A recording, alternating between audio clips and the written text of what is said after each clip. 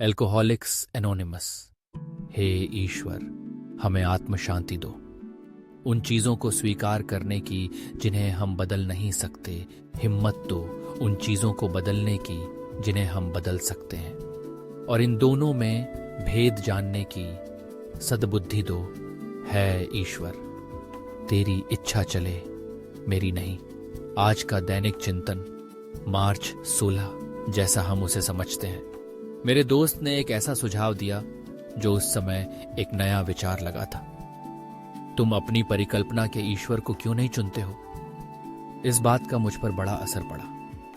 इस बात से वह बर्फीला बौद्धिक पर्वत पिघल गया जिसकी छाया में मैं इतने साल तक जिया और कांपता रहा। आखिरकार मैं सूरज की रोशनी में खड़ा हुआ। यह सिर्फ अपने से बड़ी एक शक्ति पर विश्वास करने की इच्छुकता की बात थी। इससे ज्यादा मेरी शुरुआत के लिए किसी और चीज की मुझे जरूरत नहीं थी। Alcoholics anonymous, page number 12। मुझे वह समय याद है जब मैं आकाश को देखता था और सोचता था कि यह सब किसने शुरू किया और कैसे शुरू किया।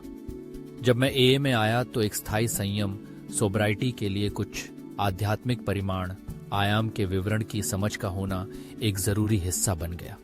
एक भयंकर धमाके के अलग अलग प्रकारों के बारे में पढ़कर, जिसमें वैज्ञानिक प्रकार भी शामिल थे, मैंने सरलता को अपनाया और अपनी समझ के ईश्वर को वह बड़ी शक्ति माना जिसने उस धमाके को संभव किया। इतने विशाल ब्रह्मांड का नेतृत्व करने के नाते वह निसंदेह मेरी सोच और कार्यों को मार्गदर्शित करेगा, अगर मैं उसके मार्गदर्शन को स्वीकार करने के लिए तैयार हूं। लेकिन मैं मदद की अपेक्षा नहीं कर सकता हूं। अगर मैं उस मदद की तरफ अपनी पीठ करके अपने रास्ते चलने लगता हूं।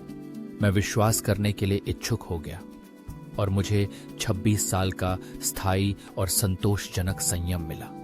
Alcoholics anonymous.